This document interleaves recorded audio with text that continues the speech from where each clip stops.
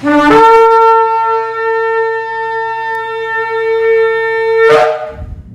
Shalom, esta es la congregación Beit Tefila desde el sector Candelaria en Arecibo, y esta que le habla es la Roa y la doctora Maritza Rivera. Hoy venimos con una nueva parashá, la parashá número 9, parashá Vayeshev. Esta parashá Vayeshev significa y se estableció y se asentó. ¿Dónde la encontramos? En el libro de Génesis, Bereshit, capítulo 37:1 al capítulo 40:23. Hacemos una introducción de lo que nos está hablando esta parashá y nos dice la parashá Vayeshev, según Génesis 37:1 al 40:23, narra el inicio de la historia de Yosef, sus sueños de grandeza que enfurecen a sus hermanos, quienes lo venden como esclavo a mercaderes israelitas, y su posterior viaje a Egipto, donde es comprado por Potifar, sirviente del faraón, ascendiendo a administrador, solo para ser encarcelado tras ser acusado falsamente por la esposa de Potifar, donde él ahí interpreta los sueños del copero y del panadero del faraón, rogándole que intercedan por él, pero es olvidado porque eso tuvo unas consecuencias. Mientras tanto se desarrolla la historia de Judá y Tamar, quien se disfraza de prostituta para quedar embarazada de su suegro y da a luz a Pérez y Será, marcando el linaje del Mashiach. Entonces entramos de lleno a la parashá en el capítulo 37 y versículo 1, donde leemos: Jacob se estableció en la tierra donde su padre había residido como extranjero, la tierra de Canaán. Este pasaje deja un leve aire a ironía en la sintaxis del mismo. Jacob se estableció donde su padre residió como extranjero. Y cada palabra de nuestro Padre Celestial tiene un propósito, y es despertar en nosotros esa capacidad de análisis y profunda enseñanza, buscando en nosotros un despliegue de entendimiento y superación del intelecto, para así darle verdadero sentido a nuestro propio desarrollo. Es un deleite el entender cosas y ver detalles que a simple vista no muestran nada trascendental, pero este detalle sí es relevante. ¿Por qué? Porque Jacob estaba tomando una actitud diferente a su padre al querer establecerse, buscando su ¿qué? Su bienestar personal y familiar, sin dimensionar que la promesa heredada que lo envolvía iba más allá de sus propias expectativas de bienestar. No era el propósito de Yahweh que él cambiara de estatus, es decir, de vivir como peregrino en esa tierra, pues no solo está promesa cobijada a los patriarcas de Israel hasta el establecimiento de la nación, sino que dicha nación aún no ha sido establecida bajo los parámetros divinos dados en la promesa que recibió Abraham. Pero falta, ¿verdad?, poco. Y mientras que se da, cada uno de nosotros debe de aprender a vivir como peregrino donde quiera que esté, según el primera de Kefas de Pedro, capítulo 2, versículo 11. Así que los aliento a ustedes como expatriados y residentes temporales, porque nosotros estamos temporales en esta tierra, que no se dejen dominar por los deseos de su vieja naturaleza, que siempre están batallando en contra de ustedes. El versículo 2 nos dice: esta pues es la descendencia de Jacob, a los 17 años de edad, Yosef. La historia de Jacob, quien recibió por bendición el nombre de Israel, toma una figura profética en Yosef, su 11º descendiente directo, hijo de su amada Rachel, para dar forma a la historia y guardar en sus detalles y eventos los dibujos y simbolismos más evidentes que la Torá nos da del plan más crucial de toda la escritura. ¿Cuál es esa? La redención de Israel. O sea que como creyentes en el Mashiach, Yeshua, Mashiach de Israel, nos debemos sumergir en esta historia familiar y dejar que nuestra mente, guiada por el Ruach de la verdad, nos muestre lo más sublime del plan redentor. En los capítulos siguientes podremos ver cómo Yosef y Yehudá toman protagonismo sobre todos los hijos de Israel. O sea, la descendencia de Yosef representada en Efraín como poseedor de la primogenitura, según Jeremías 31:9 y Primera de Crónicas capítulo 5 versículo 9, y Yehudá bendecido con el principado, que es el cetro de gobierno de Israel, según Bereshit Génesis 49:10, desafiando hoy el entendimiento de muchos predicadores que tratan de explicar con certeza de dónde provienen las tribus perdidas de Israel. O sea, información y revelación que solo toma sentido en las raíces hebreas de la fe. Entonces nosotros defendemos todas las profecías y demostrado que el concepto casa de Efraín y casa de Yehudá aún está vigente y en pleno cumplimiento hasta la venida de ¿quién? De Yeshua el Mashiach. Pasamos al versículo 3 donde dice: sucede que Israel amaba a Yosef más que a todos sus hijos, pues porque este era el hijo de su vejez y le había hecho una túnica de colores o una túnica ornamental. ¿Qué podemos discernir? Podemos discernir muchas razones por las cuales Jacob amaba a Yosef más que al resto de sus hijos. Sin embargo, un detalle que vemos al venir a la Torah es que los patriarcas en general, y Jacob en este caso, no solo eran hombres de sabiduría, eran ancianos, sino que aún el don profético en ellos estaba establecido por el Creador. En Bereshit 27 dice: por lo tanto, devuelve la esposa del hombre a él ahora. Él es un profeta. Por eso le digo, devuelve la esposa, ¿verdad?, a él. ¿Por qué? Porque él es un profeta. Y él orará por ti para que vivas. O sea que la palabra Nabi es profeta y quiere decir hombre inspirado, que viene de la raíz y habla de la acción de profetizar, de hablar o cantar por inspiración, en predicación o un simple discurso. Y esto quiere decir que la misión de dar a conocer a Yahweh como el único Elohim era una tarea constante de los patriarcas y aún de toda la simiente incorruptible de la que habla la Escritura. Primera de Kefas 1:23 dice: ustedes han nacido de nuevo de lo alto, no de una semilla que se corrompe, sino de una incorruptible por medio de la palabra viviente de Yahweh que permanece para siempre. Y esta es la característica más elevada de ser poseedores de la simiente incorruptible, que la palabra de Yahweh permanece para siempre en nosotros. Y este don profético en Jacob permitiría discernir que que Yosef venía con un propósito más elevado que cualquiera de sus hermanos. ¿Por qué? Porque él estaba la simiente para la multitud de naciones. Él era la simiente. Entonces en Bereshit 48, 18 al 19, Yosef le dijo a su padre: no lo hagas de esa forma, mi padre, porque este es el primogénito. Pon tu mano derecha en su cabeza. Pero su padre rehusó y dijo: yo sé eso, hijo mío, yo lo sé. O sea que él también se hará un pueblo, él también será grande, no obstante su hermano menor será mayor que él, y su será formará multitud de naciones.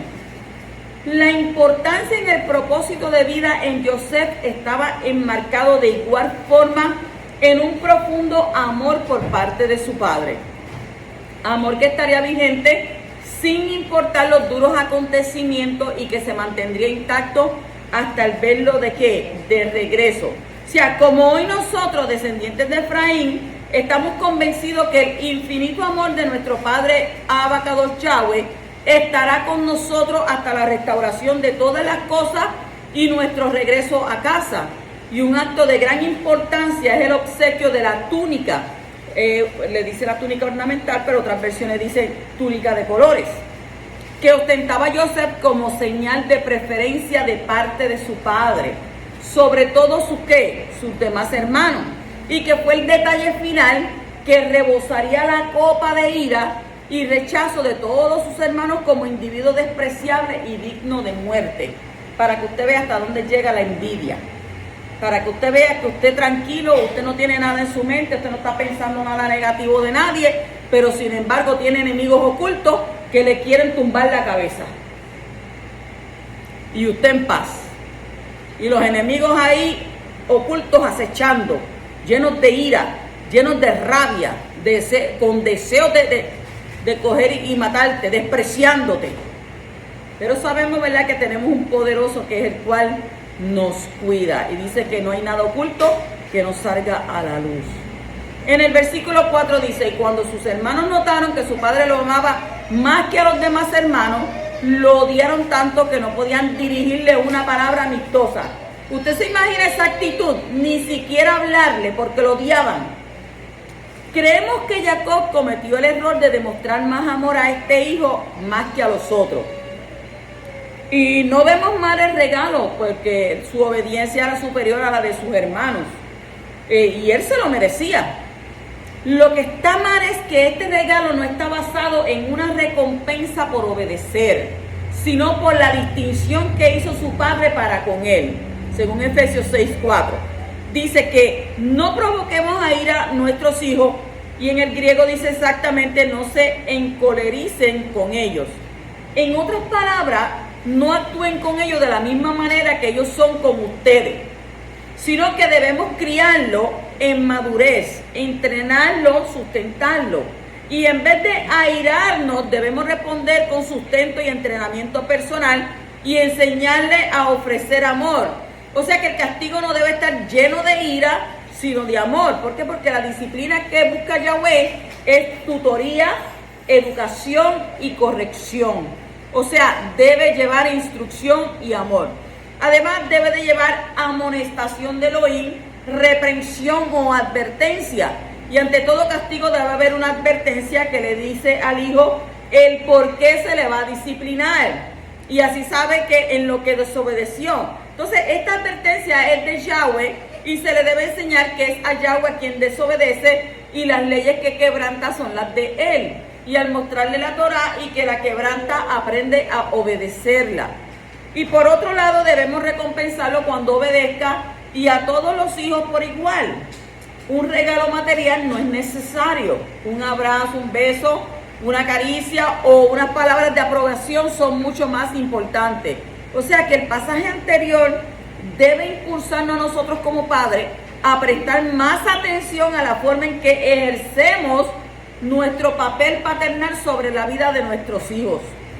La Escritura es abundante en palabras en concerniente a la educación de nuestros hijos. No podemos aún pretender que por formar parte de una congregación allí estén en la obligación de educar a nuestros hijos. No, no es así. Es relevante que cada uno de nosotros tomemos responsabilidad en la valiosa inversión que haremos en el desarrollo integral de nuestros hijos. Y como resultado de ello veremos crecer individuos potencialmente aptos para cambiar esta generación, la nación y aún el mundo entero. Y ahí los padres de hoy en día le dejan toda la crianza a los maestros. El muchacho haciendo y deshaciendo y el padre entonces tirado para atrás. Se lo dejan también a los pastores, a los roín, al maestro de escuela escritural, ¿verdad?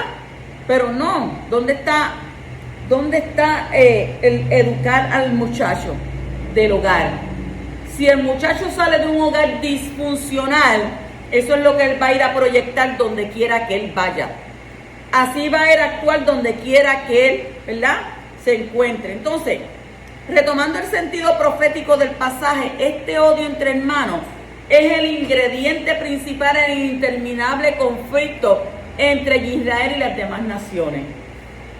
Y a medida que avancemos en el desarrollo del entendimiento escritural de la nación de Israel, estaremos resaltando entonces cada uno de estos puntos de conflicto que al día de hoy continúan vigentes y son indubitablemente la confirmación de los acontecimientos esperados antes de la venida del Mashiach en este tiempo.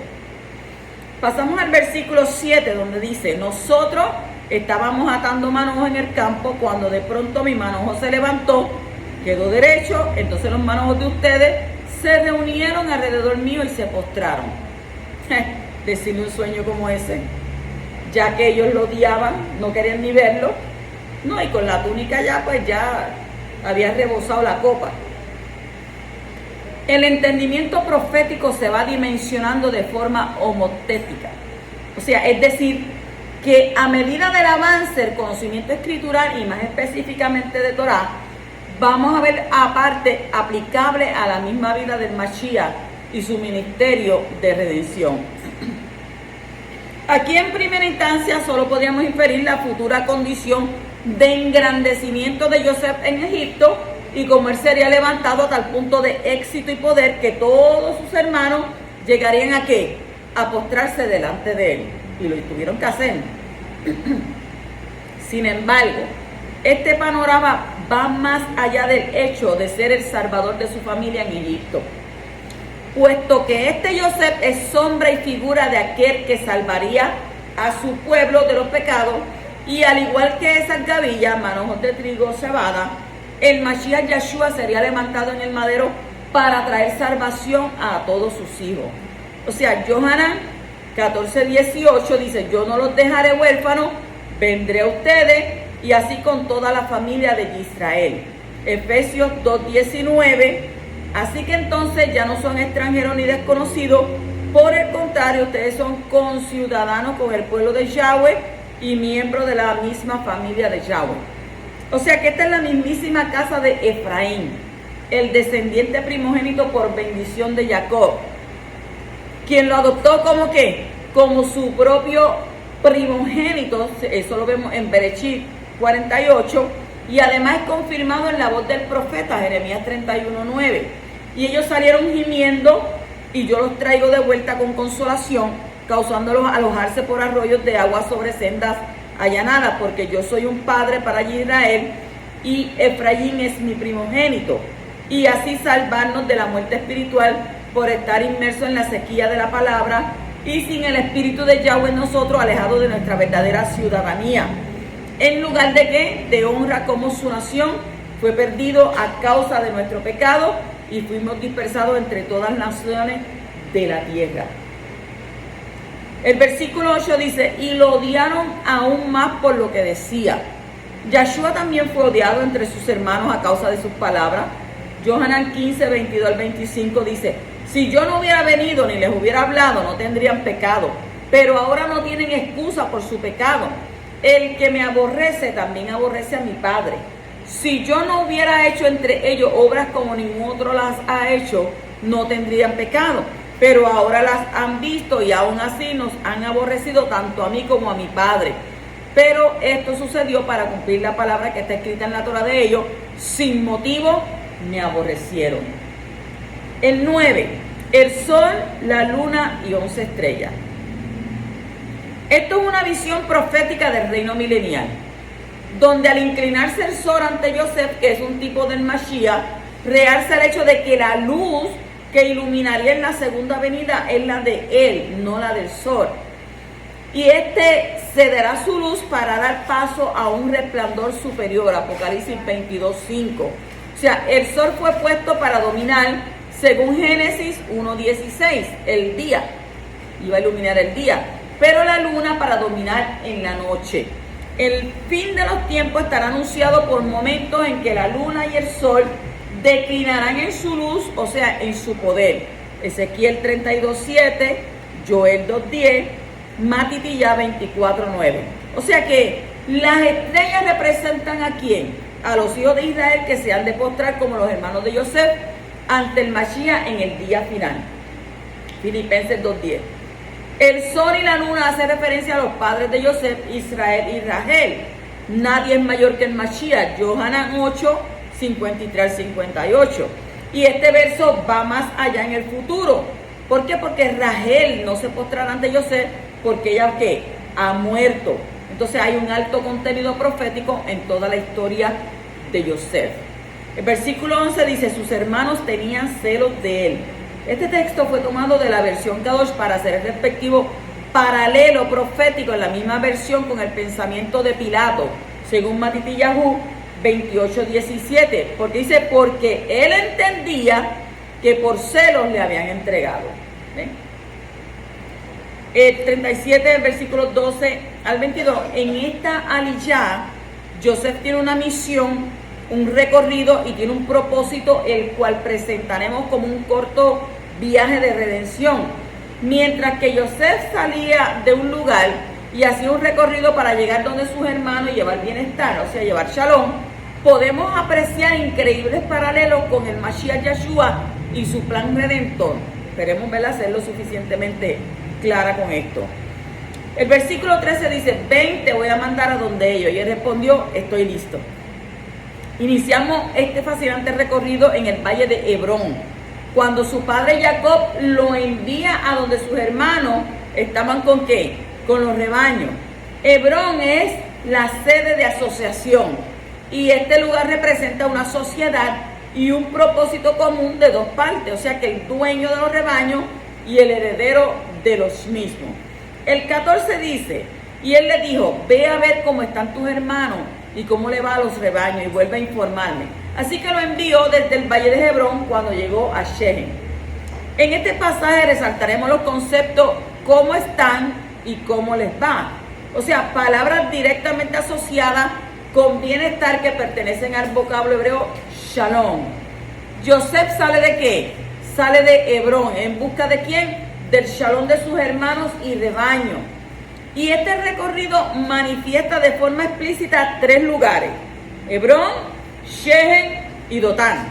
Pero al mirar lo implícito del recorrido entendemos que entre sitio y sitio hay más poblaciones con una riqueza profética mesiánica que es interesante mencionar.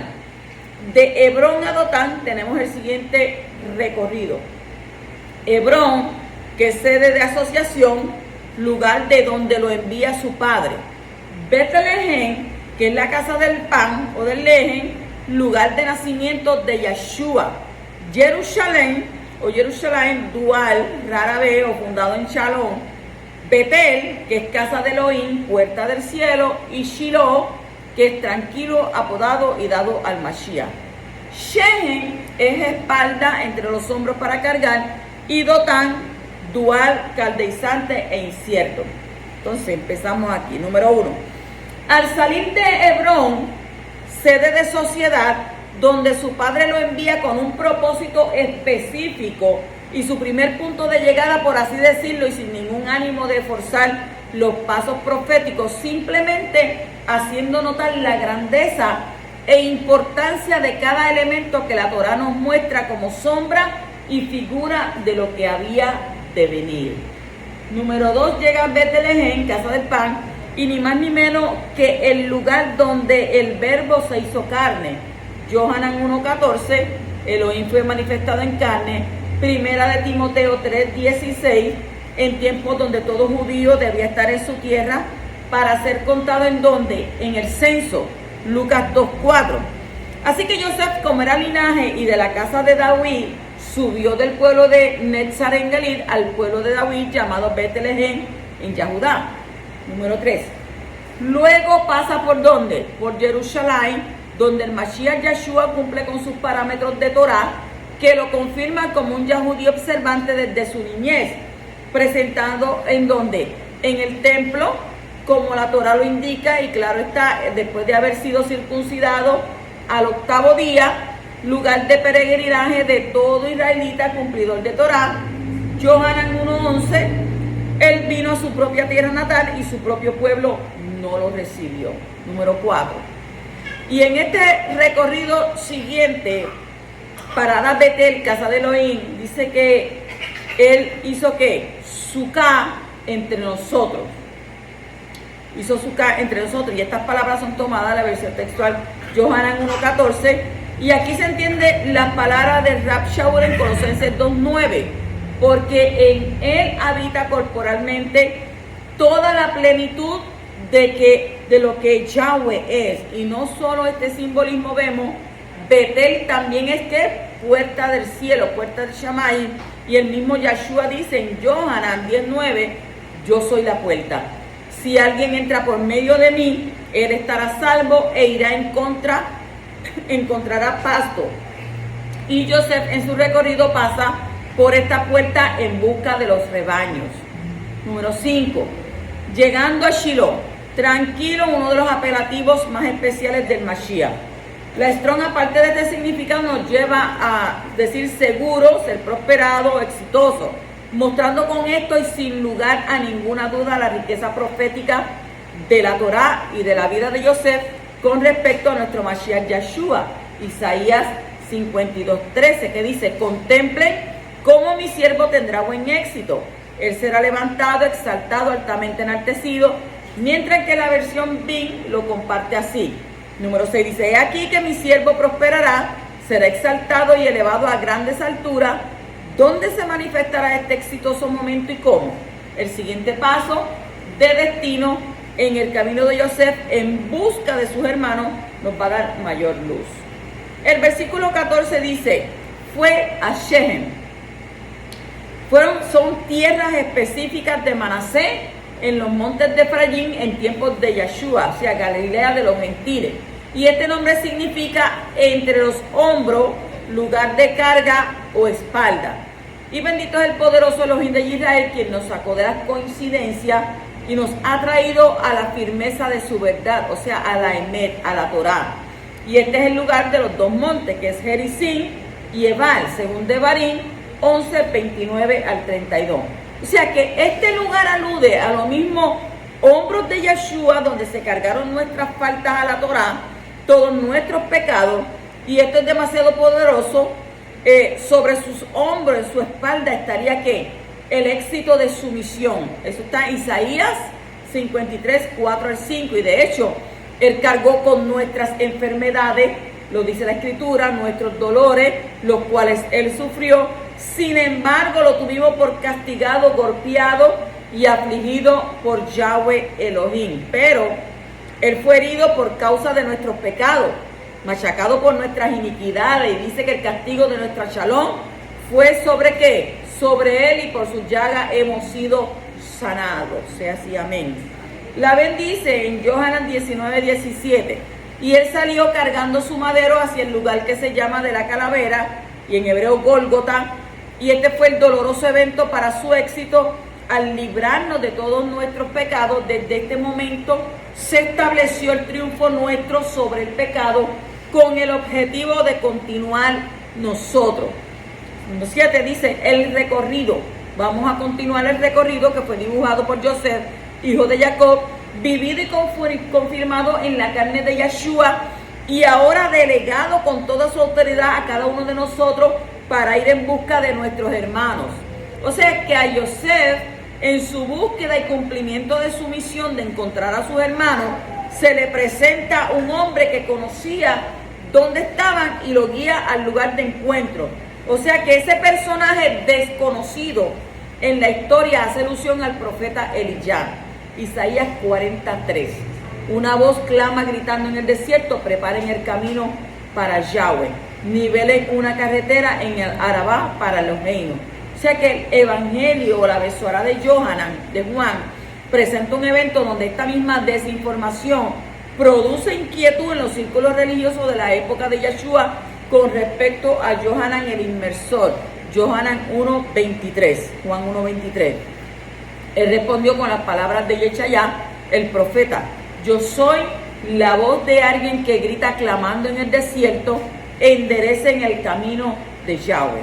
O sea que todo este entendimiento profético cierra el espectro de búsqueda de todos los pecadores perdidos, que la teología moderna quiere implementar a la misión de Yeshua, el Mashiach, mientras José buscaba exclusivamente a sus hermanos y los rebaños de propiedad de su padre. Yeshua hace la misma observancia a lo específico del plan. Mateo o Matitillahu 15:24 dice, él dijo: yo he sido enviado solo a las ovejas perdidas. ¿De dónde? De la casa de Israel. El 16 dice, él contestó: estoy buscando a mis hermanos. Es por esta razón que las palabras del Brit Hadasha o el nuevo pacto son tan claras en boca de los talmidim, de los discípulos de Yeshua, según Hechos 1:6. Cuando estaban juntos le preguntaron: Adón, ¿y en este tiempo restaurará el gobierno de Israel? O sea que todo este plan escritural ha estado fundamentado desde el principio en dicho objetivo. Y después de la partida de Yeshua hacia los Shamayim, sus talmidim tenían el concepto claro en sus corazones. Santiago 1:1, Jacob 1:1 dice: de Jacob, un esclavo de Yahweh, de la don Yeshua HaMashiach, a las 12 tribus de la Galut. Galut es diáspora, Shalom. Primero de Pedro, de Kefas 1:1 dice: de Kefa, un emisario de Yeshua HaMashiach, a el pueblo escogido de Yahweh, que vive como expatriado en la Galut, en el Ponto, Galut ya, Capadocia, la provincia de Asia y Bitinia, y todo ha girado siempre en torno a restaurar la condición de los hermanos hijos de Israel. El 17. El hombre dijo: ellos se fueron de aquí porque los oí decir: vámonos para Dotán, Así que Yosef sigue a sus hermanos y los encontró en Dotán. La búsqueda del Mashiach Yeshua por cada uno de sus hermanos de Israel continúa a través de nosotros. Y en esta, la real y verdadera ¿qué? Gran comisión. Dotán, último punto de este recorrido, que es un lugar incierto, solo podemos asemejar este lugar al recorrido de toda la humanidad y la incertidumbre de sus mentes alejadas de la verdad de Yahweh. O sea que donde se cumple la palabra, según Isaías 5:20, hay de los que a lo malo llaman bueno y a lo bueno malo, que presentan las tinieblas como luz y la luz como tiniebla, que presentan lo amargo como dulce y lo dulce como amargo. Estas son las mentes duales de Dotán. El versículo 18 dice: ellos lo vieron de lejos y antes de que se acercara a ellos, conspiraron para matarlo. Qué terrible, ¿verdad? Tu propia familia, tus propios hermanos. Por eso la Torah dice que tus peores enemigos son los de tu propia familia. Y es difícil, ¿verdad? Porque se supone que tu propia familia es la que te cuide, es la que tú tengas seguridad con ella, pero si tú no tienes seguridad, ni tienes ningún cuidado con ellos, entonces imagínate, ¿qué te resta? Encomendarte al poderoso. Encomienda a Yahweh tu camino, confía en Él y Él hará, dice la Torah. Ok, entonces lo mismo sucedió con Yeshua según Matitiyahu 26:4. Y consultaron entre ellos para arrestar a Yeshua con algún engaño y matarlo. O sea que él también, con gran decepción, les declaró a los líderes religiosos su pecado constante y que al día de hoy es vigente. Matitiyahu 23:37. Y sobre Jerusalén, que mata a los profetas y elimina a los que son enviados. Entonces, ¿cuántas veces quise reunir a tus hijos como una gallina reúne sus pollitos debajo de sus alas y no quisiste? El versículo 23 dice: cuando Yosef llegó donde sus hermanos, estos le quitaron la túnica de colores que llevaba puesta. O sea que esta túnica representa la realeza y autoridad, y muchos de los comentarios giran en torno a estas dos características. Sin embargo, hoy queremos someter a su consideración el apreciar en la túnica de colores algo más que realeza y autoridad. Y es el hecho de que esta característica tan inusual en su época y que se le diera tanta importancia a la variedad de colores nos lleva a pensar que en los símbolos patrios que definen el distintivo por excelencia de cada nación en el mundo, y su bandera es símbolo de su gobierno y autoridad territorial. O sea que en esta túnica también vemos la representación de todas las naciones de la tierra, según Apocalipsis 7:9. Entonces, después de esto miré, y allí ante mí había una gran multitud, demasiado grande para nadie contar, de toda nación, tribu, pueblo y lengua. Y estaban sentados delante del trono y delante del Cordero, vestidos en ropas blancas y sujetando ramas de palmas en sus manos. El versículo 24 dice: lo agarraron y lo echaron en la cisterna, pero la cisterna estaba vacía, sin ninguna agua en ella. Cisterna también es un tipo de cárcel, de sepultura, de abismo. O sea, una vez más vemos el paralelo con los acontecimientos vividos por nuestro Mashiach Yeshua cuando fue tomado prisionero, entregado por uno de sus discípulos. Sus hermanos judíos lo entregaron en manos de extranjeros y sufrió hasta la muerte para luego ser ¿qué? Sepultado. El versículo 25 nos dice: entonces se sentaron a comer. Sus hermanos lo echan en la cisterna y se sientan a comer sin ningún remordimiento, tranquilo, en paz, pues. Cuando Yeshua es bajado del madero ya muerto, es sepultado inmediatamente para que sus hermanos los Yahudí fueran todos a sus casas a comer la Pesach, la cena de Pesach. Yohanan 18:28. Dice que llevaron a Yeshua de la casa de Caifás al pretorio y estaba amaneciendo, pero ellos no entraron al pretorio para no contaminarse y así poder comer el Pesach. 26 al 27 dice: entonces Yahudá dijo a sus hermanos: ¿qué ganamos con matar a nuestro hermano y ocultar su sangre? Vengan, vendámoslos a los ismaelitas. De esta misma forma y con el mismo nombre fue el proceso de venta de Yeshua. El de nombre Yehudá, que traducido hoy como Judas, fue quien lo vendió. Matitiyahu 26:14. Entonces uno de los 12, que se llamaba Yehudá Iscariote, fue donde los principales Coanín y les dijo: ¿cuánto están dispuestos a pagarme para que yo se los entregue? Y ellos le estipularon 30 piezas de plata. Luego su conciencia lo mató. Versículo 31 dice, entonces tomaron la túnica de Yosef, inmolaron un cabrito y empaparon la túnica con la sangre. En este momento es cuando la historia de Yosef toma el sentido más relevante en cuanto al paralelo con Yeshua.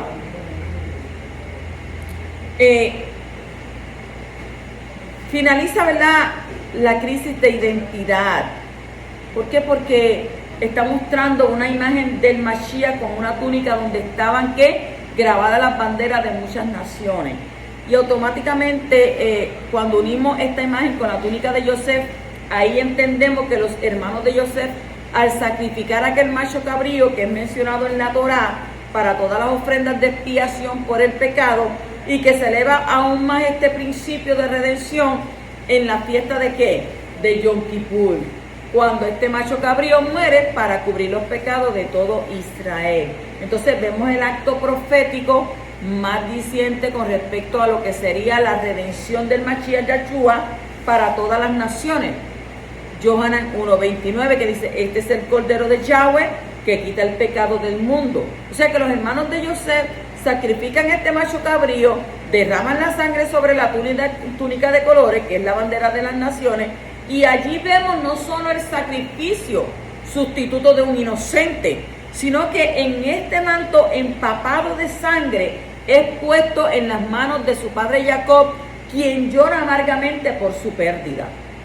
Pasamos al capítulo 38, versículo 1 al 2, dice, por aquel tiempo Yahudá se apartó de sus hermanos y acampó cerca de cierto adulamita llamado Hirá. Entonces Yahudá vio a la hija de cierto cananita llamado Shua y se casó con ella y se unió a ella. Yahudá da un traspié en este proceso, en el proceso de buscar esposa fuera de las hijas de Israel. Y ustedes saben que todos los que buscan fuera, como, ¿verdad?, como fue Sansón, como fue, ¿verdad?, otros más, tú sabes que siempre van ¿a qué? A fracasar. Entonces, vamos a ver cómo inicia un proceso de duras y tristes consecuencias por esta ligereza en la orden que había sido establecida por Yahweh en cuidar el linaje de la casa de Jacob. O sea, y no unirse ¿qué?, en yugo desigual con mujeres extranjeras. El versículo 7 al 10 dice, pero él, el primogénito de Yahudá, desagradó a Yahweh y Yahweh le quitó la vida. Entonces Yahudá le dijo a Onán, únete a la esposa de tu hermano y cumple tu deber con ella como cuñado y dale linaje a tu hermano. Pero Onán, sabiendo que la descendencia no se contaría como suya, derramaba en tierra siempre que se unía a la esposa de su hermano para no darle linaje a su hermano. O sea, lo que hizo desagradó a Yahweh y entonces Yahweh le quitó también la vida. Según Rashi, él lo había hecho para que Tamar no perdiera su belleza. Además vemos el egoísmo de Onán para no darle nombre a la descendencia de su hermano y así perder el nombre de él, Onán. Y esto desató la ira de Yahweh y los mató a los dos. Entonces aquí notamos cómo las leyes del levirato estaban establecidas antes de la entrega de la Torah escrita, anotación interesante que nos confirma que la instrucción de Yahweh en primera instancia fue que verbal y mucho antes que el Sinaí. Devarim 25, 5 al 6. Cuando unos hermanos vivan juntos y uno de ellos muera sin dejar hijos, la viuda del difunto no deberá casarse con un extraño fuera de la familia. El hermano de su esposo deberá unirse a ella, la tomará como esposa y cumplirá su deber de cuñado. Y el primer hijo que ella le dé a luz debe llevar el nombre del hermano muerto para que no se elimine su nombre de Israel. Y otro detalle importante es mencionar las consecuencias que Yahudá tenía que vivir en carne propia. Los dolores de pérdida que hizo sentir a su padre al tener la iniciativa de vender a su hermano Yosef. Él recibe las consecuencias multiplicadas por dos. ¿Por quién? Y Onán, sus dos hijos. Pero prestemos atención que de estos eventos se desprenden cosas aún mayores, que nos dan una excepcional claridad de las características de procedencia del Mashiach Yeshua, rey y sumo Cohen de Israel. En el 18 dice, y él dijo, ¿qué prenda te puedo dar? Y ella respondió, tu sello con el cordón, el bastón que lleva, así que se los dio y se acostó con ella y ella quedó embarazada de él. Tras la falta del cumplimiento de la promesa que Yehudá para con Tamar de darle su hijo Shelah, Tamar decide engañarlo, se disfraza de ramera, provocando que Yehudá tuviera que deseos sexuales hacia ella, pero a manera de garantía de su pago pidió objetos de suma importancia para él. Y esto era, número 1, el sello. Y este objeto representa a la persona, es decir, que es la evidencia inconfundible de propiedad. Y sería en nuestro tiempo nuestro documento de identificación. Número 2, el cordón. La idea que da el texto es que se trataba del sujetador del sello. Y número 3, el bastón. Y este es el símbolo de ¿qué? De autoridad, cetro de su futuro reinado, según Bereshit, Génesis 49:10. El versículo 24 dice, y sucedió que como a los 3 meses informaron a Yehudá diciendo, tu nuera Tamar ha fornicado y aquí ha quedado embarazada a causa de las fornicaciones. Entonces Yehudá dijo, sacarla y que sea quemada. Qué tremendo. Toda Rabba Yahweh que nacimos en este tiempo. Y en ese tiempo. Yehudá, como juez de su tribu, decidió dictar sentencia de muerte. Mandó a que fuera quemada. Interesante porque solo se manda a quemar a la hija de un Cohen que se haya prostituido. La escritura dice, cuando a la hija de un Cohen se contamina por prostitución, es a su padre quien contamina, la echarán al fuego. Entonces, si la sentencia fue quemarla, es porque descendía de alguna línea de Coanim. Y este evento de sanción abre un espacio interesante a la investigación, pues la Torá y en el resto de la escritura no se nos habla de la procedencia de Tamar. Esto sugiere una investigación más exhaustiva. Según el libro de Yashar, Tamar era hija de Elán, hijo de Shem, hijo de Noah. Como Shem era Cohen, sacerdote, con el título Melquisedec, la sentencia de la fornicación cometida por Tamar era según la ley de Israel. O sea que este comentario da una idea más clara, porque no solo da muerte de Er y Onán, hijos de Yehudá, sino que lo más extraño aún, ¿por qué Yahweh permite el engaño de Tamar a su suegro? Pero él no se dio de cuenta que era su yerna. O sea, ¿cómo es posible? Entonces aquí podemos notar ese especial cuidado en el linaje del Mashiach, que esto deja más claro de dónde venía la línea de Coanim de Yeshua. O sea que estamos más que regocijados de exponer este punto, puesto que la cristiandad a través de los siglos ha dejado el versículo Hebreos 7:3, sin padre, sin madre, sin linaje, que ni tiene principio de día, ni fin de vida, mas hecho semejante al Hijo de Elohim, permanece Coanim para siempre. Este versículo nos presenta una cuestión referente a su genealogía y procedencia de su cargo de Coanim, de sacerdotal, no sanguíneo como tal. O sea que este pasaje del libro de Yashar 45:23 nos muestra de manera espléndida en qué vientre se combinó la información, o se combinó, ¿verdad?, la información genética. Cohen por Tamar y rey por Yehudá. Realmente ¿qué? Poderoso, rey eterno y sumo Cohen para siempre.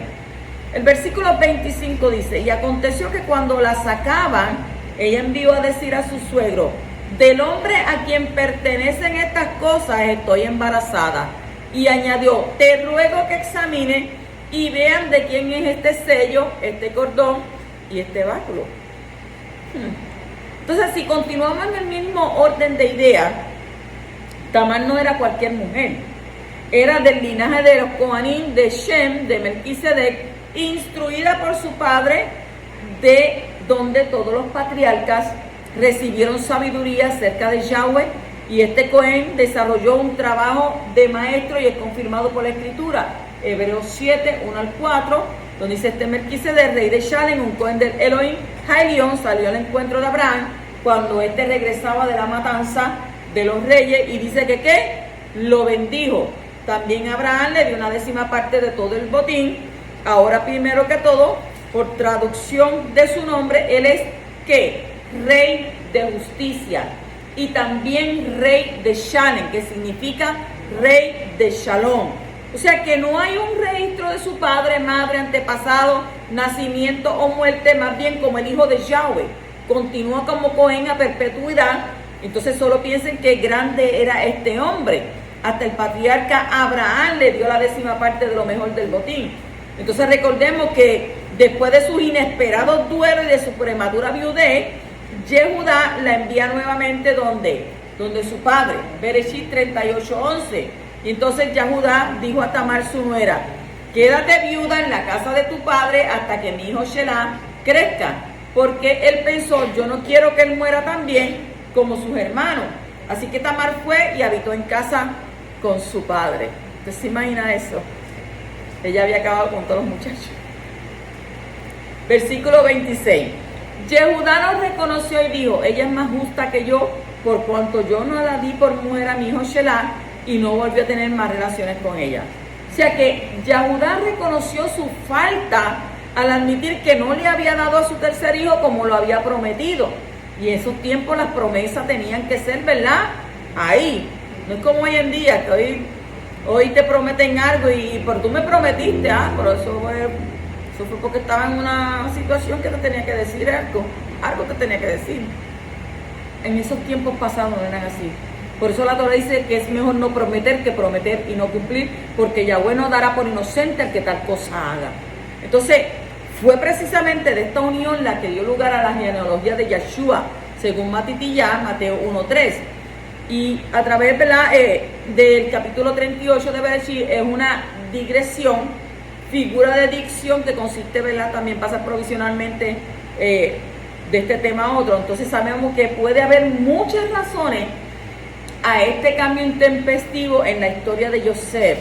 Sin embargo, al reposar en el principio primordial de buscar al Mashiach, verso tras verso en la Torá, este pasaje de Tamar es un eslabón fundamental al nivel cronológico, o sea, en la consecución de la simiente incorruptible de donde provendría el Mashiach Yeshua.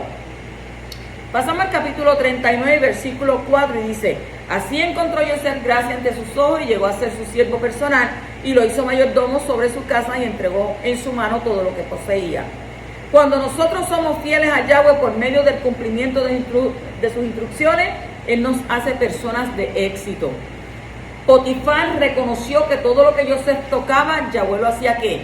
Prosperar. Y esto provocó que Potifar nombrara el mayordomo o administrador de todos sus bienes. Sin contentamiento, sí, ¿verdad? Él dijo: no, tú vas a hacer esto.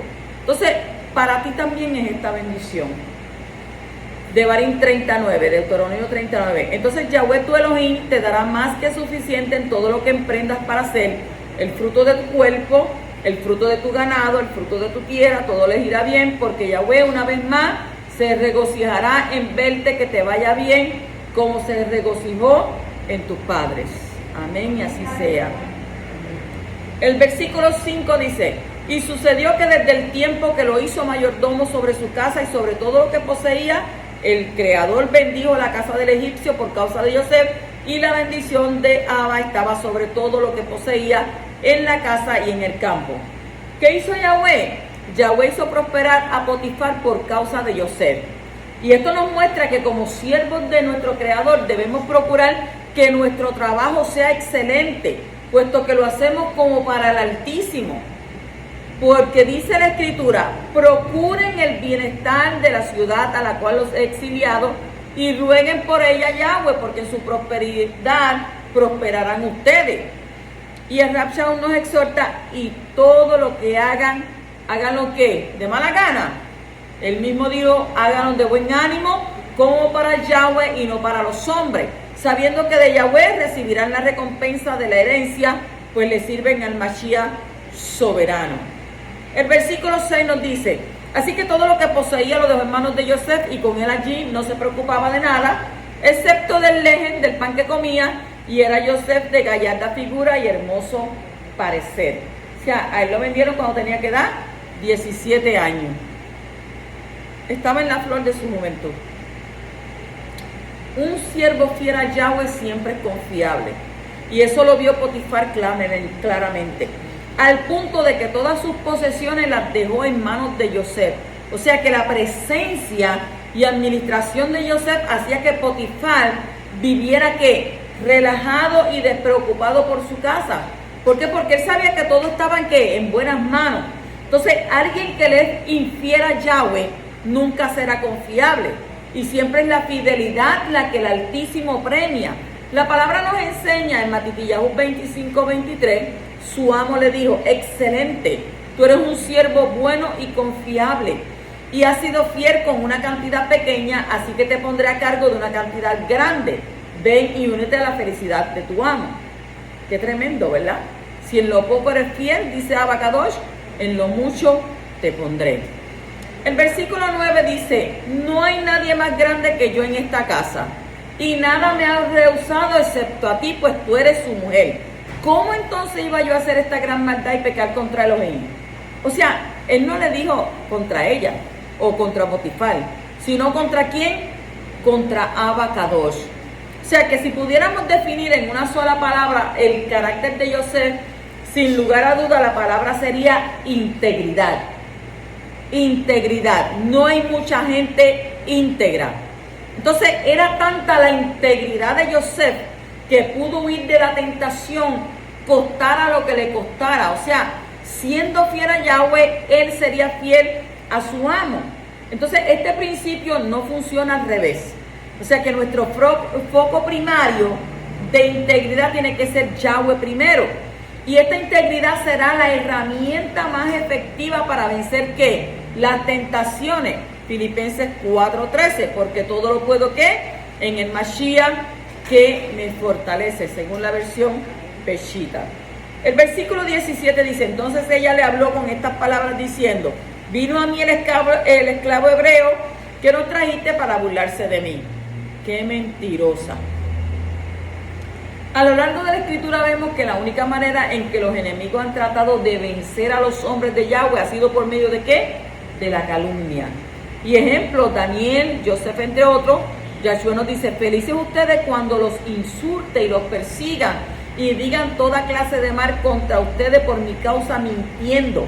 Gócesen y alégresen porque su recompensa es grande en el Shammai.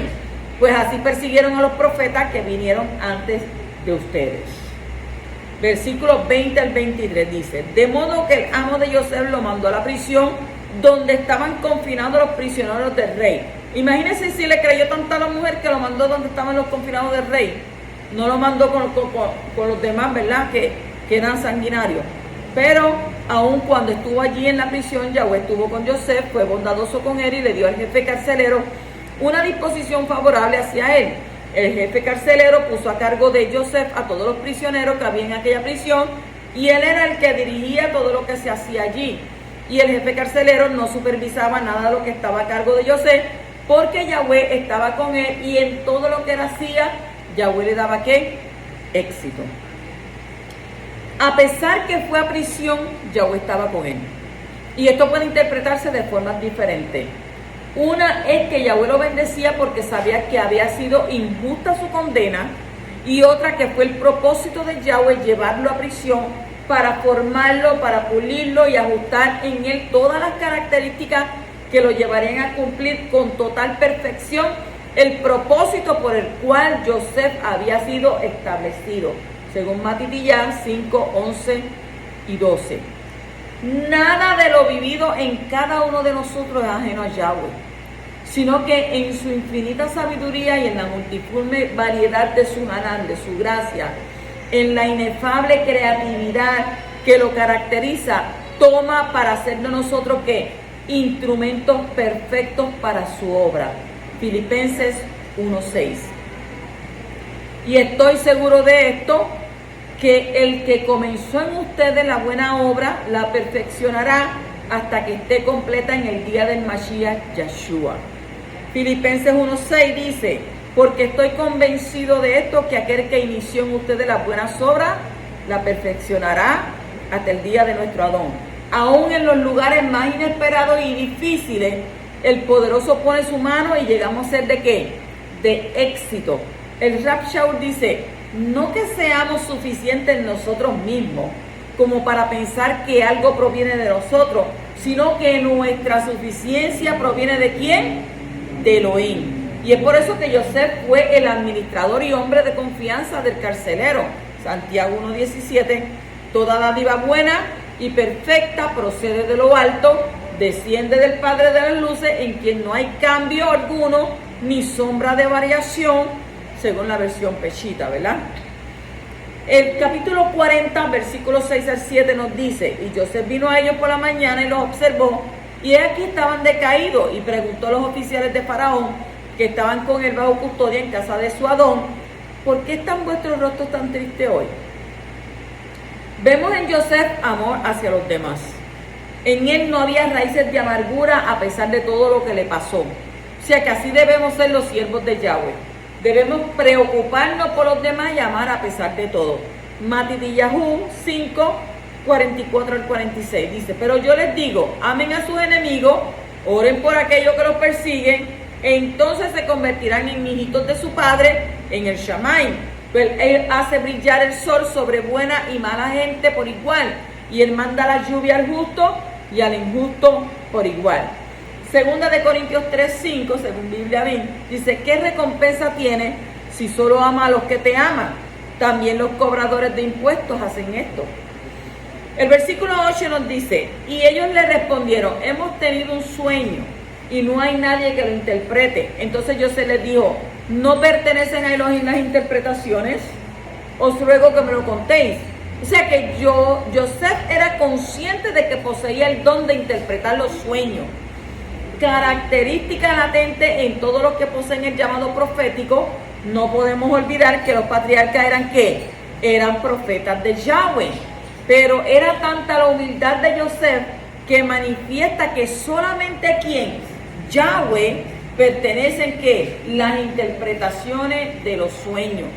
Es decir, que su don era un regalo de Yahweh y que él estaba a su servicio, por lo tanto el esplendor es siempre ¿para quién? Para nuestro Abacadosh. El versículo 14 dice, solo te pido que te acuerdes de mí cuando te vaya bien y te ruego que me hagas el favor de hacer mención de mí a Faraón y me saques de esta casa. Los comentarios generales en mucho es que Joseph confió en sus habilidades y no en la voluntad de Yahweh. Y es aceptable, ¿verdad?, someter a otros criterios este pensamiento, ya que hemos acordado primero que Joseph fue un hombre que formado por Yahweh para sus propósitos. Segundo, que sus dones proféticos agudizados al punto de interpretar milimétricamente el caso del copero y el panadero, y además que fue que el acontecimiento del sueño del faraón lo que determinó la necesidad de Joseph ante el faraón y no la necesidad de Joseph salir, y menos por el apoyo del copero, porque el copero se olvidó de él. O sea, una vez que lo restablecieron, él se olvidó. Pero él esperaba ser mencionado ante quién, ante el faraón. Así que como esperaba el momento que los sueños que lo llevaron a Egipto se cumplieran, si al menos nos percatamos que tenía el don de interpretar sueños satisfactoriamente, no sería posible que estuviera esperando el cumplimiento de lo suyo. Lucas 13:34 dice, Jerusalén, Jerusalén, tú que matas a los profetas, apedrea a los que te son enviados. Esta es una característica de ¿qué? De los profetas.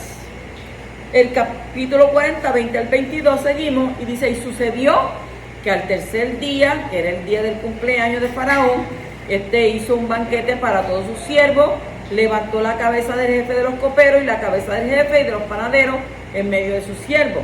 Restauró al jefe de los coperos su cargo de copero y puso la copa en manos de Faraón, pero ahorcó al jefe de los panaderos tal como les había interpretado Joseph.